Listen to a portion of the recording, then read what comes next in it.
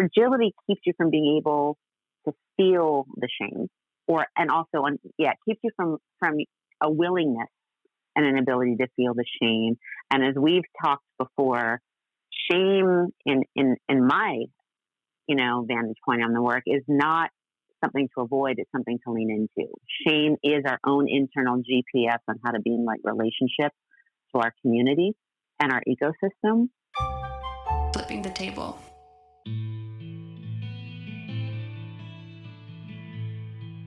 Today, I'm once again in dialogue with Miakoda, a lifelong bridge builder across what they call the dismembered sectors of society. They joined me early in Season 1 and last month for conversations on the topics of race and privilege. Given the great reckoning around the nation's structural racism and all the resulting harms, I find myself seeking still deeper dialogue with Miakoda to increase my understanding and to share with you all their wisdom. Given our past episodes, I won't offer a long introduction to Miakoda, except to say they are the founder of Fierce Allies, a nonprofit dedicated to supporting individuals and organizations to cross the boundaries of race and privilege through dialogue and ritual that allow truth-telling and intimacy to emerge. I encourage you to listen to the recent June episode and the Season 1 episode to hear more extensive introductions to their work. There is much to be gleaned from each episode. They are rich with Miakoda's insight and deserve review in this incredibly important moment in our nation's unfolding story.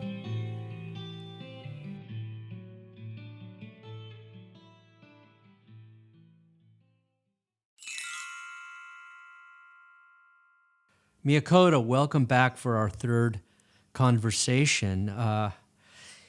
And I want to check in. I guess it's been about a month since our last one. And so how are you? How are you feeling now? You were in the midst of disorientation and realizing some pain and contraction related to your close relationship to chosen family members, white chosen family members. So that are not racist, but not anti-racist. So I'm really curious about where you are now. Mm-hmm. Hi, Michael. Thank you for having me back.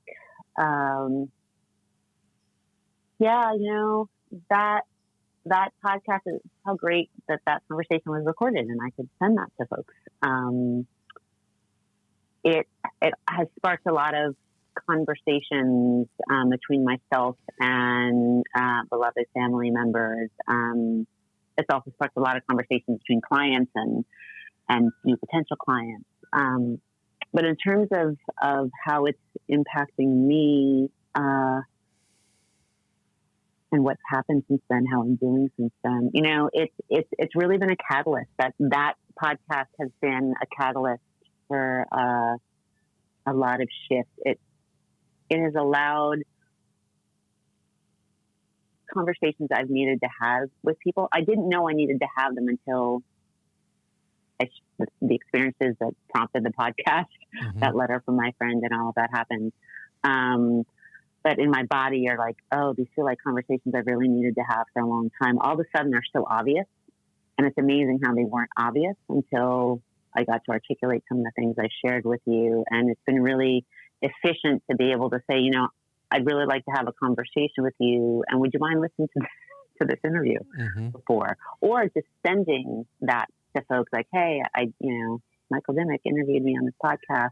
I'd love for you to listen, and how that has even organically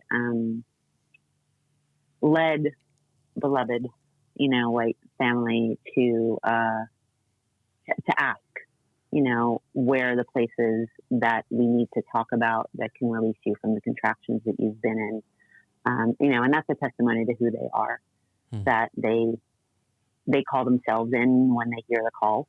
They're not waiting for me to wag a finger, so to speak. So it's been a couple of weeks of rich conversations. Each one has been somewhat hard, but worth it, because I feel an ease, an ability to be more in my own skin in relationship to these folks. And I think that it feels the same for them as well, because they've been call-in conversations, not call-out conversations. There's so much love, and they all want to be, doing better work. All of them, no matter how good or inadequate their work has been, they all want to do better. That's why they are my chosen family. And so I think that it's been rich. It's been a rich couple of weeks. That's great. I'm glad to hear that our conversation has been productive for you in that way. Helpful, and it's been the same for me. I've shared it with lots of people and had feedback and conversations, and I think it's been enriching and allowed for some movement in different places that I am working. So that's good news. And it got me thinking a lot about the multiple dimensions and this topic, this dynamic in our world in the United States today is so complex and so rich and so much opportunity that I was really grateful that you agreed to have another conversation, because so many more questions came up for me, and that I thought we could explore. And the first is really about white fragility, because I am experiencing that both in myself, but also in people that I'm engaging around the topic. And I thought it would be really interesting to hear your perspectives on what is white fragility, and how might it have served or harmed white folks up to now.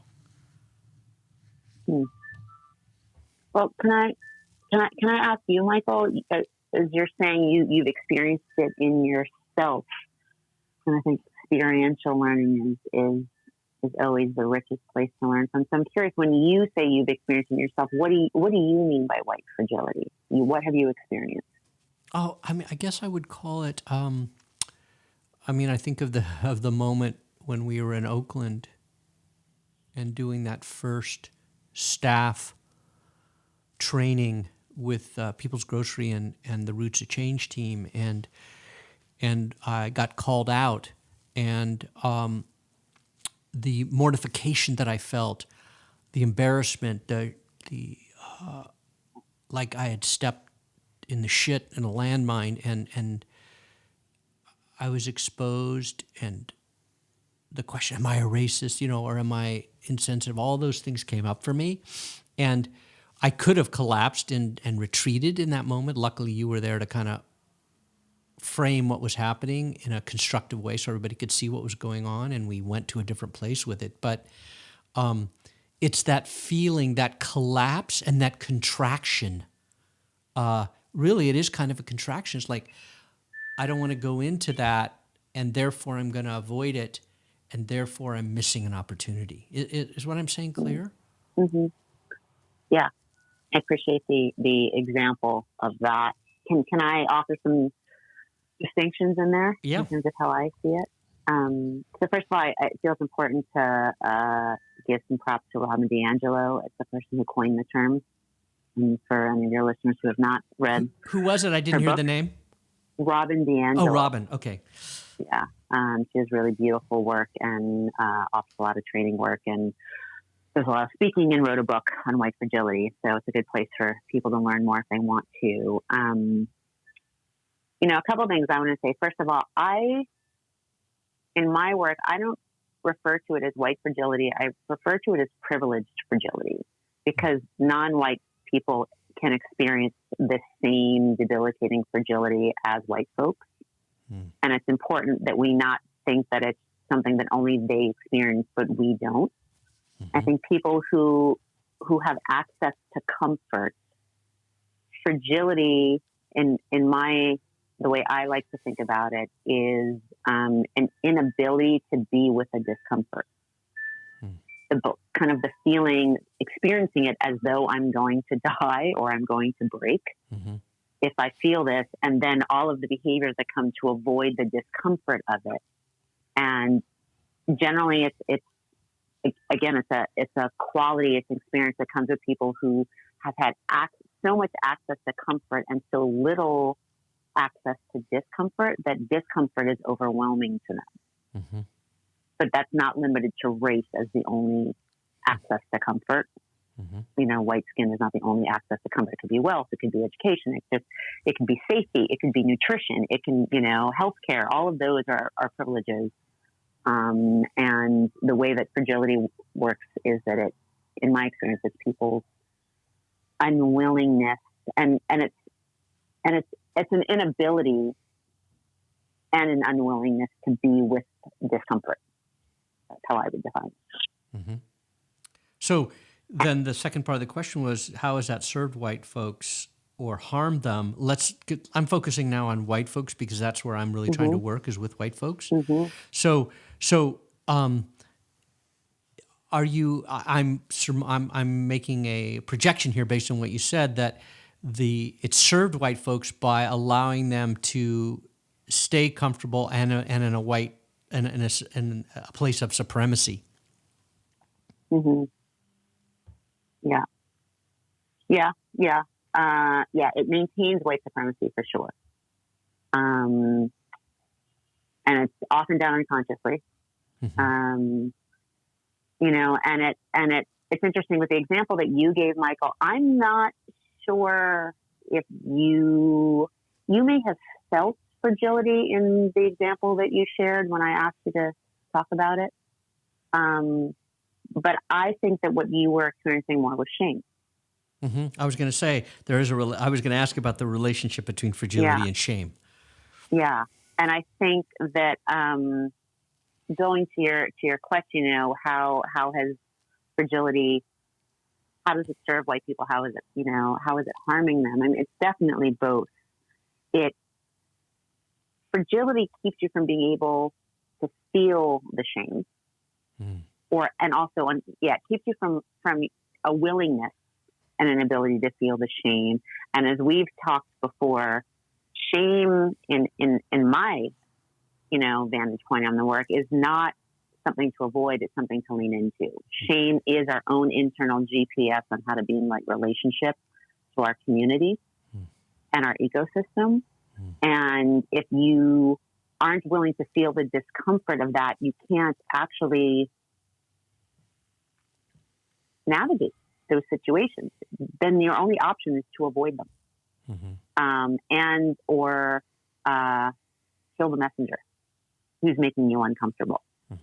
And I think just another piece to say about the relationship between shame and fragility is, they compound each other in the way that, shame, we often shame our shame. We're ashamed to feel shame, which again makes sense. And how do you mean it makes sense? I'm not getting it. When you're doing something that harms your relationship to your community, you don't want to know that, you don't want to experience that, you don't want that story to be true, because if that's true, then the amount of work that you have to undo to be in right relationship with your ecosystem, again, can feel overwhelming. And yet, in a lot of ways, I think that's the harder shame to overcome, the shame of the shame, because that just keeps you so far out of the conversation. You're not in relationship to the opportunity of embodying the shame. And I'm sure you could speak to this, as much as I can, knowing the work that you've done with formerly incarcerated and incarcerated men. That's a big part of what those restorative justice types of programs in, prisons and detention centers are working on, is really teaching those populations to not avoid their shame, but to actually embody it, because that's what's going to keep them from causing harm again. Because they will know the discomfort, and hopefully they will get such a good relationship with it that they will know that discomfort at the earliest, smallest signs of it, before the shame gets so big and so overwhelming that all they can do is sort of disassociate and run across the minefield of the situation. Right. And so that's what I think a lot of restorative justice work teaches, and that's, as you know, a big part of what we're practicing together in Fierce Allies work. Mm-hmm. Yeah, so you can't do either of those pieces of work unless you're willing to experience the discomfort, i.e., overcome your fragility. Right. And so it reminds me of what we've talked about in the past, the numbness that comes with, I mean, to be a white supremacist, to be a racist, there has to be a numbness in a certain sense, because you cannot feel, you will not feel the empathy, and therefore you will be able to do harmful things, either self-harm or harm to others. That numbness is so integral to, and so I'm equating in now a kind of numbness, fragility, and denial. They all seem connected. Mm-hmm. Mm-hmm. That's right. That's right. That's right. And if you can't feel the bad, you cannot feel the good either. Correct. And they're like elevator doors, and so you can't feel the empathy or the compassion or the love. You can't love your neighbor if you can't feel their pain. And so there's a lot lost in that inability to feel, and that's why the work that I do it feels so important to root it in body-centered practices, so that we can practice feeling and using our body and the incredible intelligence of our body to again bring us back in right relationship with ourselves and our ecosystem. Yes, and that really is I'd like to dive into that a little bit. Let's unpack that, because what you're talking about is how you overcome your fragility or your numbness or your denial by going into that, by embodiment exercises. Like we began before the recording doing, a dignity exercise, an embodiment exercise to place us in the moment, to wake ourselves up to the moment we're in and what we're sensing about ourselves and our state. I don't know how to do this exactly, but I'm just thinking it would be interesting to unpack this a bit. Do you have some thoughts on how we could do that? And what exactly are you wanting us to unpack? How does one overcome their fragility? What is, when you talk about embodiment, what does that really mean? I mean, in all honesty, it's hard work. So I would just want to, not let people off the hook, but let them know that it's not easy, and it's much more accessible than we tend to think that it is. But it starts by being a conscious choice of choosing discomfort, which is where we ended our last conversation, right? Like staying on the hook, choosing discomfort, and as an equity practice, the importance of distributing the pain of a white supremacist society. That has to be a conscious choice. And, as you've seen, Michael, in our practice of change visual, the outer circle says, pain and discomfort. It says discomfort and fear. Mm-hmm. And we consider that the gateway or the barrier to our work. Mm-hmm.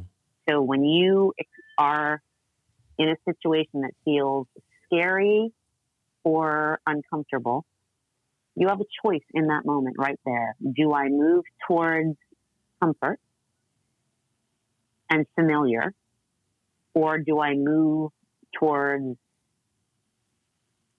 uncertainty, discomfort? And we get to make that choice a million times a day.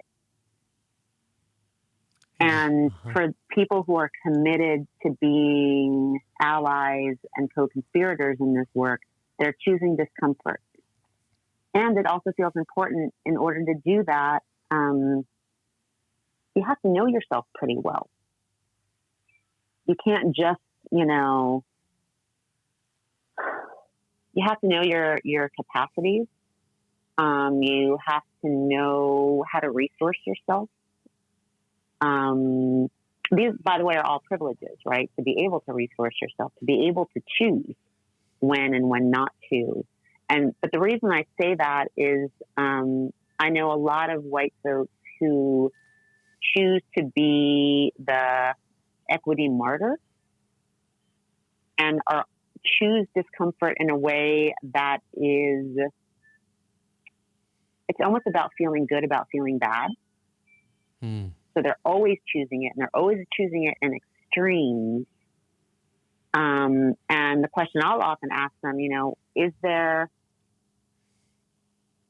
like, all the things that you're doing in order to create equity and justice in the world, like, do you feel like you in your lifetime will ever feel like satisfied with what you're doing?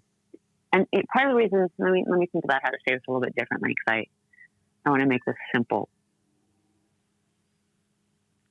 When people are moved from the need to feel good about feeling bad,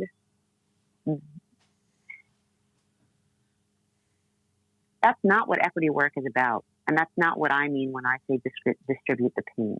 Mm-hmm. It's actually not about other people feeling bad. That's not the point.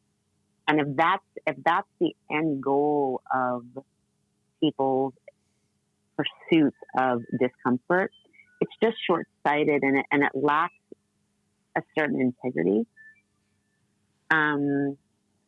It's really about being alive. I can share for myself whenever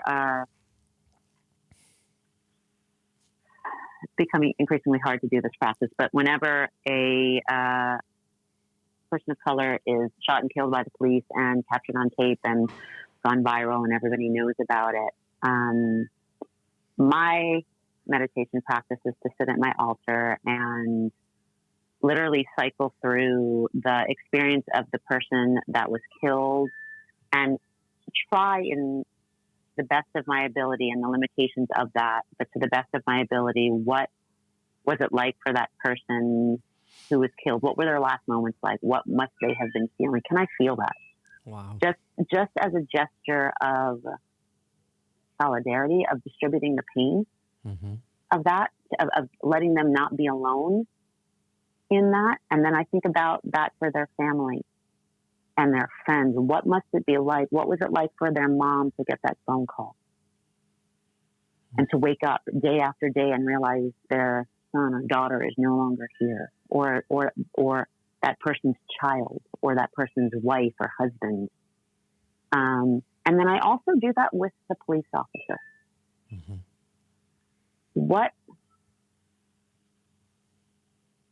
What was going through them? And again, not from a test question, but like, what must it have been like for them to be so unable to feel a life underneath your knee slipping away?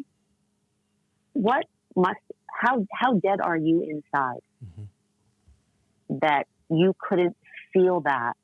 You couldn't hear the "I can't breathe" and the begging as a desperate act for life. What was it like for you to go home as a police officer to your family, to your kid, and have to explain what you did and not be able to, because your inability to be present to that? When I do that practice, as hard as it is, it's as emotionally sad for me that people have that little access to being alive. And then I get curious about what happened to you, that your survival strategy requires you to be the walking dead, because being alive is that frightening and that uncomfortable. Yeah, that's powerful. And I think it's also the door to, actually, in the end, being able to forgive a police officer for what they did at some level.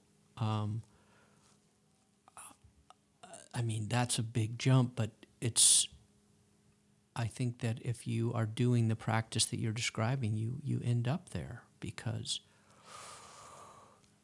whether it's their job or their childhood or whatever, there's something that deadens them. It reminds me of why we have so many of these movies about zombies, because at some level we have a lot of zombieism in our culture now. I mean, I think Walking Dead. Go ahead. there's the forgiveness piece, and I think, yes, if you do the kind of practice I'm talking about, inevitably your ability to forgive is there. It's much more accessible. There's a huge difference between forgiving and forgetting. Yes. I think that I'm not often in the business of encouraging people to forgive, though I find that it is, I have a huge capacity for it. And I know the medicine of it. But when I do get in those conversations, it always feels really important for me to remind people, do not forgive them for them. Forgive them for you. Right. And when I have forgiven people for atrocious harms to me, what has motivated me to do that is the recognition that if I don't forgive them, they continue to have power over me. And if I want freedom, then I need my heart to actually be free of the constraints. I need my ability to be alive and to feel, to be free of the constraints of that experience and that person. I can love you if I want to. I can forgive you if I want to. That's my goal. Because I want to, because I want to be free, not because you necessarily deserve it. And that's not to say that forgiveness is not something that people deserve. But I'm always a little bit hesitant to encourage people to think about it. Forgiveness is something that you're doing for them. That's also a misplacement of power. Mm-hmm. I get it. I think that's very interesting and helpful. And it actually is kind of a bridge to the next thing I wanted to get into, which is this the issue of rage. I mean, if I were a black man in America today, I cannot imagine how I would not be filled with rage. I mean, I can feel it now as a white man watching what's going on. I can feel rage and loathing, and that would be a lot to endure. And so I know I have seen you work with rage, and I'm very curious. I'm hopeful that you can talk about that, working with rage, and why it's so important, and what it teaches. There's GPS in there too, right?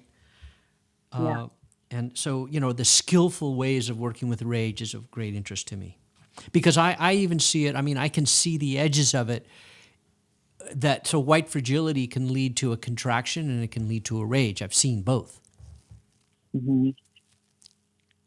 Yeah. I mean, I feel like shame and dignity shame and rage are kind of two sides of a similar coin. And you've, heard me say this, that, privileged folks often come to this work to make their fragility go away. And, frontline Black, Indigenous, people of color, queer, trans, all the many groups that are, compoundedly oppressed in our society often come to this work with the hopes of making their rage go away. And to both of them, I say, if that is your motivation, you are delusional and you are a liability to yourself and everybody in the room, because both shame and rage have an intelligence. And rage, the intelligence of rage is the ability and the desire to protect what you love. Mm-hmm. So we get this surge of energy in our body that can lift cars off babies, can, do all of these exceptional things on behalf of our loved ones. And our problem is not that rage is problematic, it's that rage is unpracticed. Unpracticed. Rage is unpracticed. Yeah. So we are unskillful. Rage is generally unskillful in our society because we shame our rage. Mm-hmm. We tell people that rage is a bad emotion, control yourself, anger management, mm-hmm. stifle it, suck it in, as opposed to learn it, know it, practice it. If you practice it, you can actually become skillfully rageful, which I would define as being skillfully able to protect what you love. Mm-hmm. But in order to do that, I think there's two pieces to it. One, similar with the fragility conversation, I think part of fragility is also an unwillingness to feel our rage. Mm-hmm. It feels too dangerous, feels too out of control. And the first part of that practice is actually becoming familiar with your rage without acting upon it, which I think is, some people feels infuriating. Uh-huh. Well, if I'm gonna get angry, then I'm gonna get angry, right. And I want to do something break with it. Shit. Yeah, exactly. And that's not to say that you shouldn't find ways to move that energy. But the first practice is really, at least for me and the way I like to teach it, is can you feel it and not have to do anything with it? Enough so that when you feel it, you can then have choice and agency. Okay, I'm feeling angry. I'm super pissed right now. What's the most strategic use of this energetic force that's, coursing through my system? Is it, killing the messenger? Is it, breaking things? It might be, or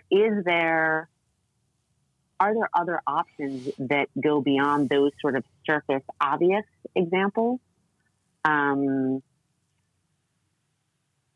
I think then the challenge to that piece, what are some of those other options?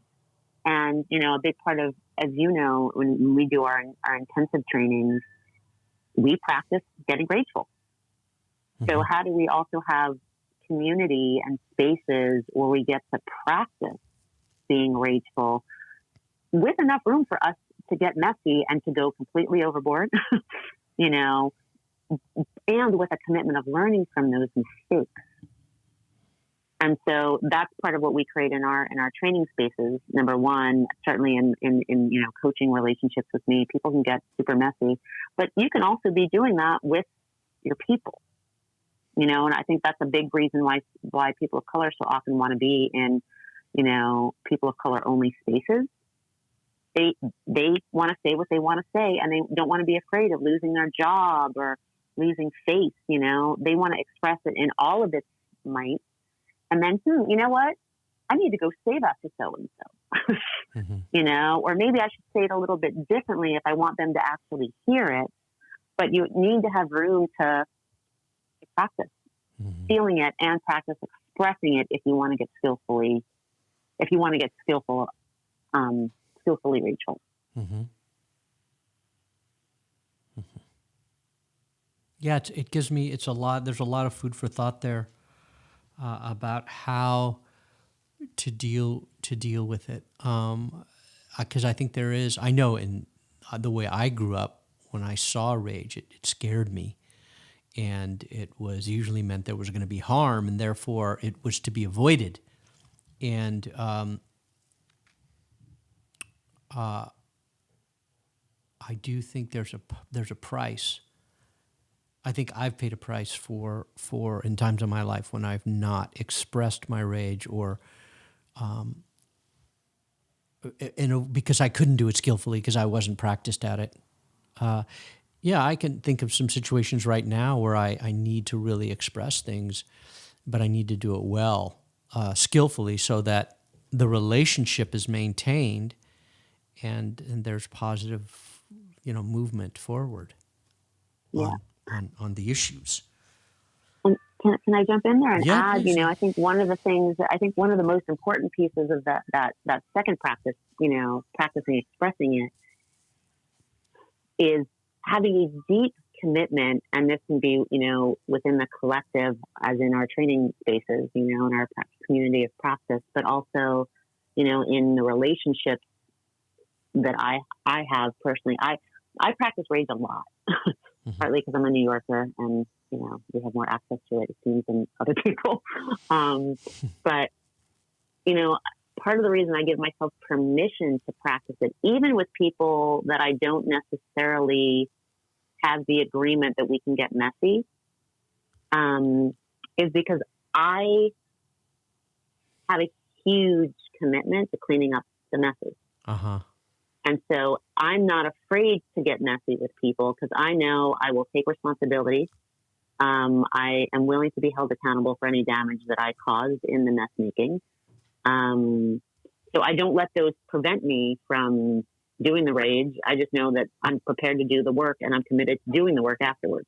Mm-hmm. And usually, as a result, most of the time, I end up becoming closer to the person who I may have, roasted with my raging fire because of the cleanup, which makes it an added incentive to me. I'm like, worst case scenario, most likely is I'm going to clean it up and have a better relationship with this person anyway. Yeah, just go deeper. So more why intimacy. not go for it? Right, more intimacy. Exactly. Right. Yeah, it's a more meaningful relationship.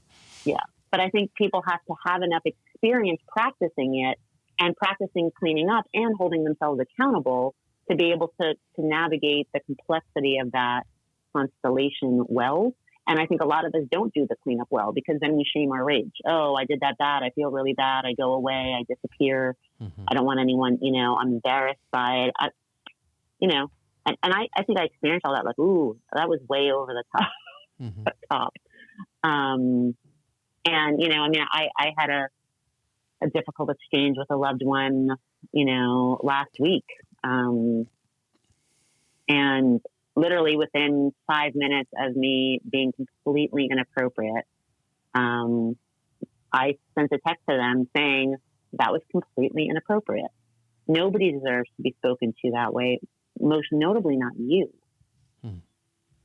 And knowing how this person is one of my best white allies. Mm-hmm.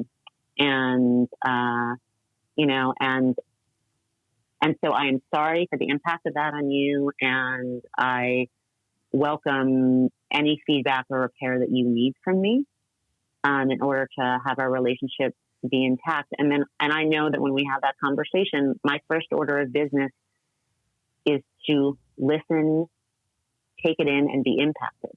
So again, to be alive, to show up in the discomfort of it. And to really, as much as possible, avoid the need to defend myself or defend my behaviors. That goes back to me, the fragility, the white fragility piece. I mean, I've done it and I've seen it where you did something that might have been harmful, hurtful to a person of color, and then you're trying to explain yourself and justify or rationalize why it happened rather than just sit in the discomfort, because it is an attempt to not feel uncomfortable. And what that's about is that's because, and this is, we talk about this a lot in the work, the distinction between your character and your actions. Mm-hmm. And one of the Fierce Allies practices claims full responsibility to judge your character. In the same way that people say that again. Claim full responsibility. Soul responsibility. Be the only person who has the responsibility of judging your character.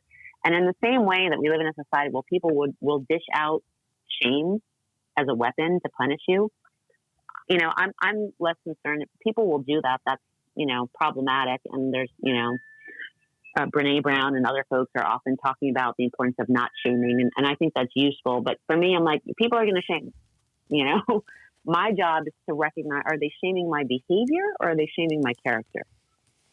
And am I giving them the power to shame my character?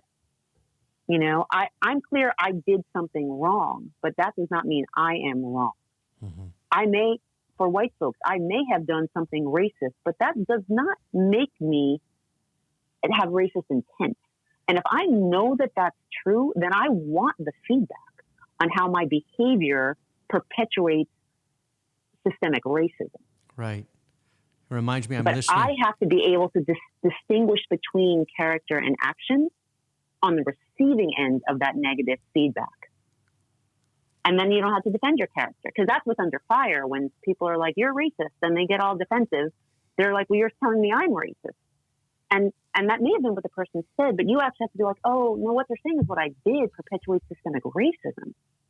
And if I'm not racist, well then, yeah, I want that feedback. but that's a dignity practice, right? Mm-hmm. To be able to distinguish those two from each other. Yeah.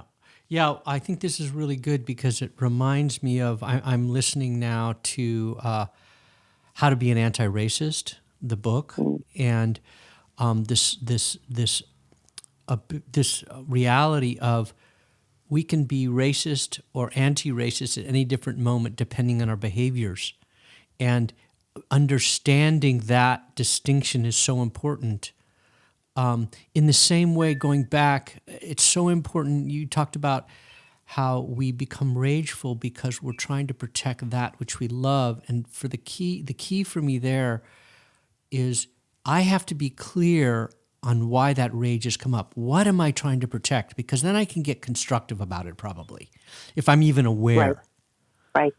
That search for the key, what you're trying to defend, causes an openness and a consciousness to kind of expand and gives you more options, it seems to me. But you have to be really conscious of what you're trying to defend. And I like to put that in the phrase of really, what is it that I love that is at risk of harm or is being harmed? It's so important to bring love back into these conversations. Right. Yeah, that's good. That's good. Well, yeah. I want to move to another thing because I think it relates, another topic and not a thing. Because this is what's coming up for me a little bit, and I've seen this happen. And so let's say a white person says something that their intention, as you point out, was not to be racist, but it had an impact, or it could have an impact on a person of color.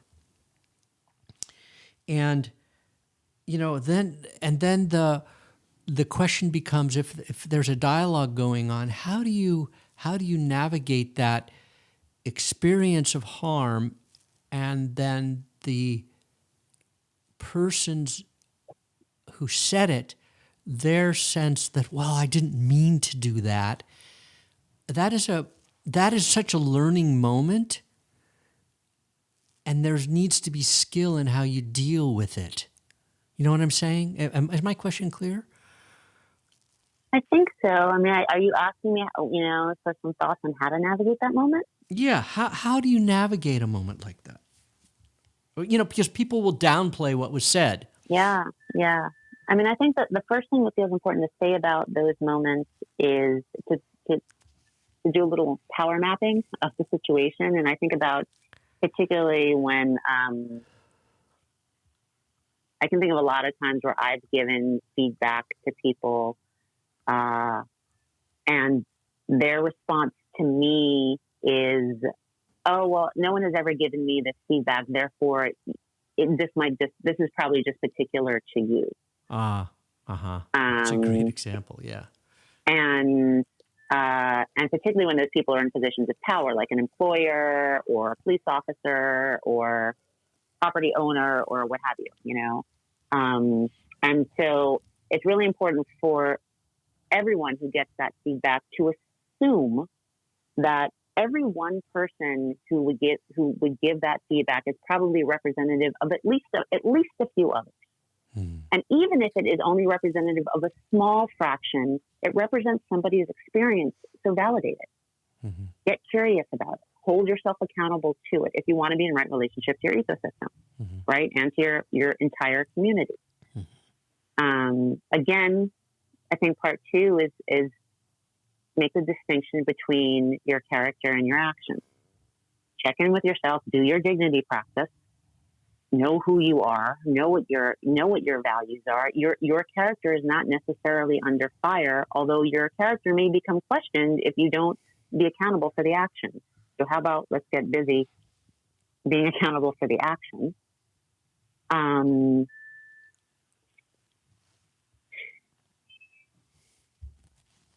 I think, a practice of cultural humility feels really important. We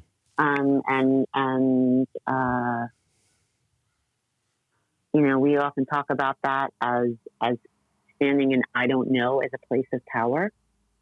So I don't know how what I said could have been heard that way, but rather than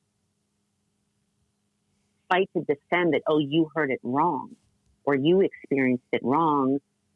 Tell me how it is that it could have landed that way.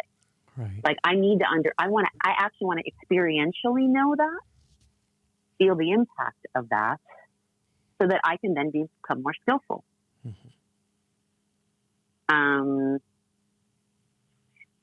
And it feels really important to make a very strong discernment between, seeking to understand before seeking to be understood.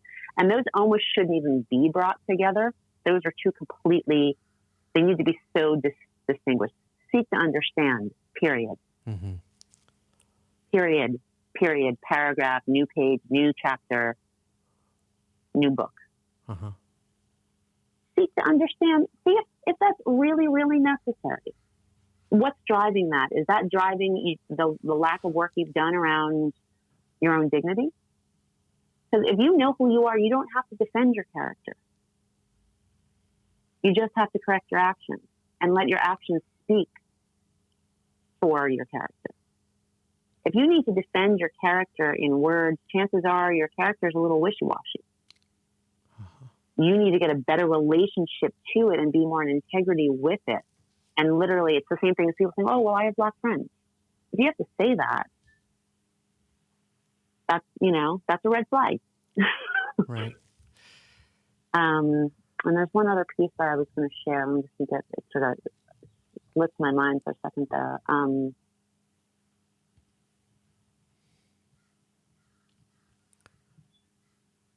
Oh, yeah. And then there's something about asking permission to redo. Can I try again? Mm-hmm. Which is very different than defending what you said. Mm-hmm. I get that what I was trying to say did not land in a way that was effective and may have landed in a way that was hurtful or harmful. And I've now taken in this feedback, and I have, because I want to get better at this, I'm wondering if you would allow me to try again. Yes. And if you ask that permission, first of all, do ask permission. And don't assume you're going to get that permission because that person may not want to practice with you anymore or not right now, and be really respectful of that boundary. Mm-hmm. And then when you do it, see if there's any further feedback you can get to do an even better version of that going forward. That's good. Yeah. I mean, it's going back to what you said about,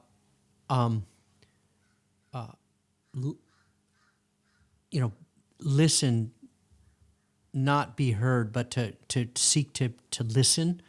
That seems so important right now for the white culture. That's what's going on in the country, I think. I've never seen white folks so open to the conversations. I had one last night with some friends, and the openness is fantastic. It's beautiful. There's a ton of openness right now to listen, to understand, and I think that is the if there's any change that I've seen, that's it. And there's, it could result in some things. So we're running out of time, so I want to bring up one last topic. Can I just say one thing about that? Please. Michael, that last piece? Yeah. I appreciate and I agree with you that there is a huge openness, and I just have to name that my fear is when the protests get out of the streets and, when life gets more comfortable, that openness will shrink. Yes. And I just want to invite folks, if you are sincere in your commitments of Black Lives Matter and dismantling white supremacy and equity and justice, stay open. Do the work to stay open, no matter how hard or no matter how quiet the conversation gets. I agree. Keep yourself on the hook. Keep yourself on the hook, as you said at the end of our last conversation, which people in my world are repeating that listen to that podcast. Let's keep ourselves on the hook. And that you can do that in so many ways. It's not just about race. You can do it in your relationships with your friends and family. I mean, it is a really beautiful thought or meme or idea. We've come to the end of the show, but I have one really important question I want to ask you. it's about reparations. And what do reparations mean to you? Do you think they're a requirement for healing the wounds caused by racism? And what might allow reparations to occur? Those are the things I'm really interested in hearing from you here at the end. Reparations, I feel like I've given a fair amount of thought to reparations, and I don't think any of us have given enough thought to it. A couple immediate things that come to mind. The first is just the importance of any reparations that happens between Black and white folks in America. How critical it is that be built in solidarity and really upon the foundation of reparations between white America and Indigenous America. Especially when you think about land. You know, as I witnessed a lot of conversations happening related to gentrification, it's a difficult conversation for me to participate in because who was already displaced? And if that conversation hasn't happened, if that reparation hasn't happened, you know, Black people, you know, I'm in Berkeley, Oakland, you know, and there's a big conversation about that in the Oakland area. You know, Black folks are living on stolen land and they're settlers, and, you know, not by choice necessarily. And in some ways by choice because they've left the South. You know, I consider myself a settler, even though I'm Indigenous. I'm a settler because of the Trail of Tears, but I am now on Ohlone land, and I was not invited here. And so any conversations about reparations, and I think land has to be a big part of a reparations conversation, because land is life. It's how we, you know, I mean, you know this, and I'm sure much of your audience knows how invaluable land is to people's sovereignty, autonomy, and power. So that's the first piece that comes to mind. You know, I think I could say a lot, but I think that the one other thing I might add brings me back to the close of the last podcast conversation that we had, which, you know, my concerns about reparations is that people, you know, will dole out something. Black people will get something small and deeply insignificant because there's no way you can replace what has been stolen and what has been damaged. But that will lead white people to think that they are then off the hook. And, you know, as I said in the close of the last podcast, you know, if that's the outcome of reparations, then I'm not 100% sure that piece has to be addressed well to make sure that doesn't happen. Because again, unless we're doing something dramatically significant that really does repair the harm done, which I can't imagine what that is, and that redistributes the pain, the discomfort, and not as a punishment to white folks. Because as many white folks will argue, I didn't do it, my ancestors did it. But if that's not well, the distribution of that as an alleviation of the pain and discomfort on Black folks, brown folks, all the other people where I think reparations are due, it just feels like it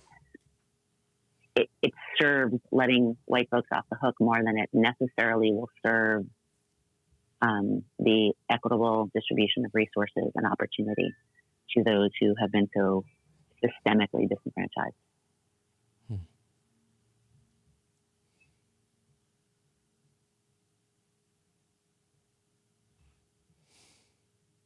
I have a thought on this. As you said, it's hard to imagine, right? It's hard to imagine because the wounds are so big and so old and so compounded over time. It's hard to imagine the scale and scope, but I can imagine a probably long and deep and far-reaching dialogue among a group of trusted leaders from different communities who would be given the resources by the government to do the research, the discussions, the engagement with communities around the country over maybe 5 years, maybe longer, who knows. But I could see some sort of a process where this was deeply discussed that might render something that people could agree to. Well, I mean, that group has already assembled themselves without the support of the government. And they're the ones who've been bringing up the reparation conversation for a long time. It's not just a passionate, like, oh, we should do reparations. People have been doing research on. What I love about the movements that are happening now is people aren't just complaining about what's wrong. They actually have the solutions. Mm-hmm. So what is needed and what would best serve? A lot of thought, and again, I'm not one of the people who's been as involved as some of these leaders, but that research is being done. And the question is, so far, no one's listened to them. Mm-hmm. So, and as we know, every time frontline leaders, same thing is happening, with the defund the police. Everybody thought this was an exciting moment. It was going to happen, and it's being watered down. Mm-hmm. And in the watering down, the integrity is lost. And so that's I know that cycle is going to happen. Mm-hmm. Whoever's leading the conversation is going to have really bold ideas that still will probably be inadequate because you really can't repair what has been done. Mm-hmm. And then that will get watered down. And then that will get watered down to make it palatable and acceptable and more comfortable for those who are the inheritors of the privilege from the systemic racism. Mm-hmm. So, I personally, in my experience, I mean, you and I have done reparations work in our own relationship. And I think smaller incidental circumstances are easier to address mm-hmm. than society-wide. Mm-hmm. So, my wondering is if there's ways to create lots and lots of local actions that are also linked to the systemic, redistribution of wealth and land and power, an opportunity. An opportunity, yeah, among many other things. Yeah, well, it makes me think about the decision by Georgetown to provide, years of scholarships to African Americans who physically built that campus as slaves. Right. That kind of, multiplied a million times across the country in different communities. I don't know what the right number is, 1 million I just said, but a multitude of places. That might have some positive impact. The one thing I would say that is that in my experience, prior to the work that we did when I was just working with primarily white folks, but farm worker groups and environmental groups and traditional farming groups, you had to have everybody in the conversation. That is, in the reparations conversation, I think a lot of the white leadership, political leadership, has not been in that dialogue. And so it's very hard to get the agreement and action. You have to have all the parties, because if the government's going to do things, and maybe they never will, as you're suggesting is possible, you have to have a government in the conversation somewhere. Maybe it's just local government. But to get the resources unleashed, the people have to vote, or the leadership has to go with that, whoever's elected. And that's why I really like a lot of the conversations about taking political power.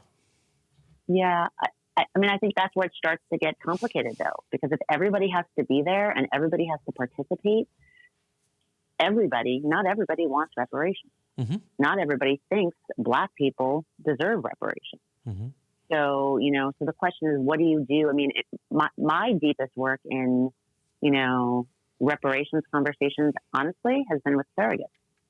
As a survivor of violent crime, I participated in victim offender healing work. Mm-hmm. And not with the people who offended me. I sat in a room with 40 lifers at San Quentin. Mm-hmm.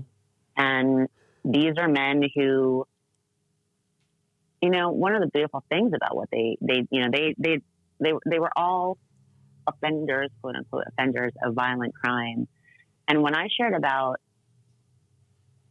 being date raped, right, quote unquote, date raped, so raped by people I knew, forced to have sex against my will, I was deeply moved by the number of them that actually sat there and thought about the number of times that they had actually violated another woman's will in a sexual act. She had said no or didn't really want to, maybe got her drunk, wasn't, all of those pieces. And that they were taking that to heart and holding themselves accountable for those violations by way of participating with me as a surrogate. That was meaningful. And to me, that was far more meaningful, I imagine, than the watered down version that would have been necessary to have everybody in the room. So I invite us to just stay creative creative and to not necessarily look for the end result. It's a process. I think it should take at least half as long to heal it as it has taken to cause the damage. Well, that's true. And if we continue to cause damage, then we need to keep it going. Right. Well, that's good because that means it's basically at least a 200-year process, and I think we're agreeing because my point really about that dialogue is there's so much to be learned, and so much consciousness to change, and so much empathy to be unleashed through that dialogue. How the hell can you do it? I don't know. I think your idea about disaggregating it across the land is a really, really smart. I think that's probably how it would work. And maybe it's already beginning because I have white friends of privilege who are talking about reparations. It's coming up a lot. So I know a lot of people are thinking about it. Yeah, it's happening. It is happening. I know it's happening more in reparations with indigenous folks. And land in particular. Yeah, they just won a big case in the Supreme Court. Yeah, not as significantly as it should be, but it's slowly happening. And yeah, so much more needs to happen. Well, I just got the chills, which means we're probably at the end of the conversation. But I want to thank you, Miakoda, again for going deep and what's the word? Inspiring me to think and feel and to remain ever more committed to the work of healing this original sin of the nation, racism, and all the divides that emerge from that. So, thank you for your time and your work. Yeah, and I just want to say to you, Michael, just how grateful I am to you for the work you've done. That has allowed you and I to have these kinds of candid conversations about really important, uncomfortable content in a way that I think is touching a lot of people. I'm getting a lot of feedback from the last podcast, and a lot of my people are acknowledging how much work you've done, and I echo that. This conversation wouldn't be possible without your deep work on your own humility and accountability to this work. So thank you, and I hope that your example is followed by others. Thank you. Thank you for that model. Thank you. We'll talk soon.